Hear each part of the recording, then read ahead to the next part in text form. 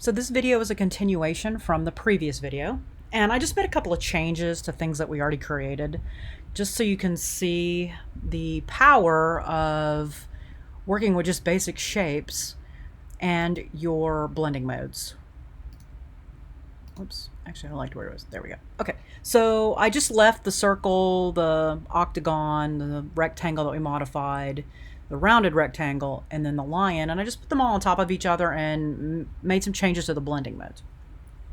And you can see that it's a very simple process, but the end results are interesting. Now, this is not great design. The colors look pretty good, but the shapes and style don't really all work. However, just the purpose of demonstration, you can see what you can do with pretty minimal effort in terms of using these shapes to create design. And in this case, it applies very well to minimalism, because minimalism is about few elements on your canvas, but a very strong application of the principles in the way that you arrange those elements. So in this case, I have 5 shapes, and I've arranged them in a way that has, and worked with the blending modes and the colors, that has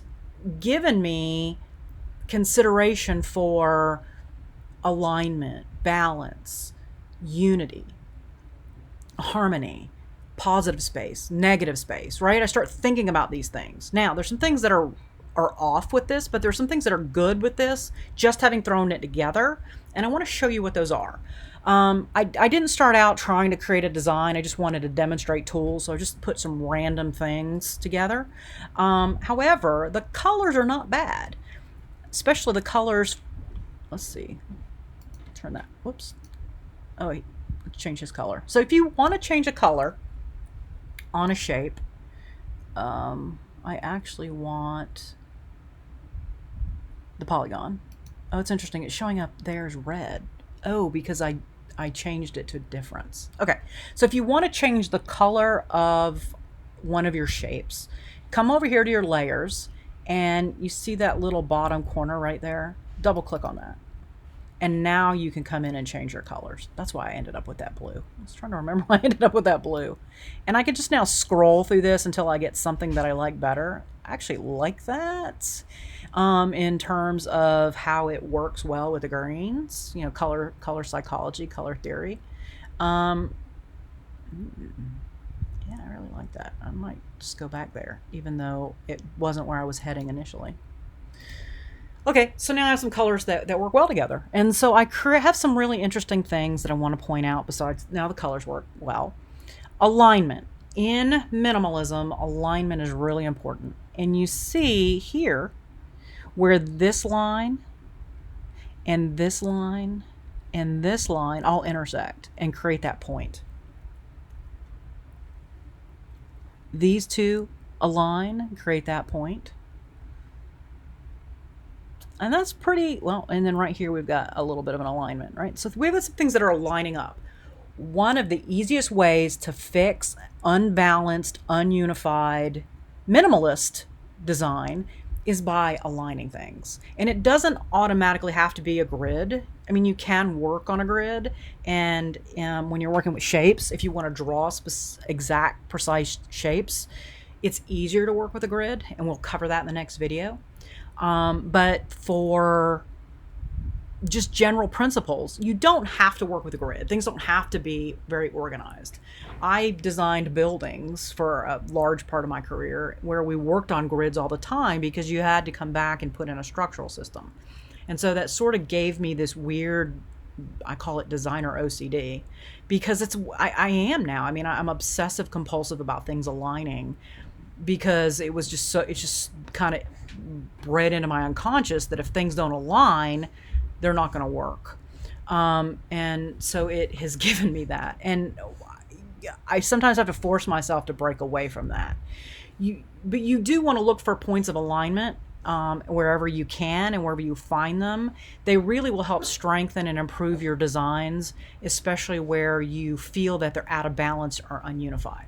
So for example, the rectangle in the background, I'm going to select over here, and then I'm going to come back to my direct selection tool, and I'm going to click on that corner, and I'm going to align, or not, go past it a little bit. Okay, so you see how I've gone past down here? I'm going to go past up here.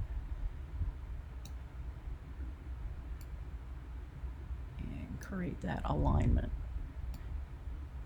And it may require me to make some changes over here. You know. And then of course that's what happens, right? You make one change and it impacts other changes.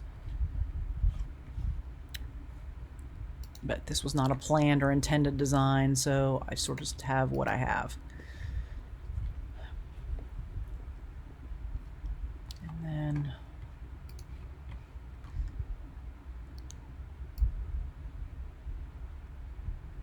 I could align these curves right here to make this really interesting. This is the really cool thing about negative and positive space. You see how now that I've got all these are all working with blending modes, how I've got this shape that gets created, and then I can, move this around to adjust or create or define interesting shape there. I'm going to show you guys a really good application for this. I'll have to go find it in Chrome, where they played around with negative space, and it was the story of Little Red Riding Hood. They turned it into this illustrative kind of logo where it's the wolf and his red tongue is based on Little Red Riding Hood, and it was this negative space of her hood, and it was really cool. So you can do things like that, where you can start looking at your positive, negative space, and you should, and start moving things around to get them right. Now, one of my other frustrations here is I don't like how this is chopping off his head. So I might, and then if I move him, now I no longer have these alignments, so I may have to move multiple things together to get that to work out, which is going to happen if I start looking at this. So this is why it's really important to plan things out on paper before you start just putting stuff together, and then it doesn't work, because it's going to take me a lot of effort to fix this. If I had planned this out in advance and I knew what I wanted my positive negative space to be, it would be completely different.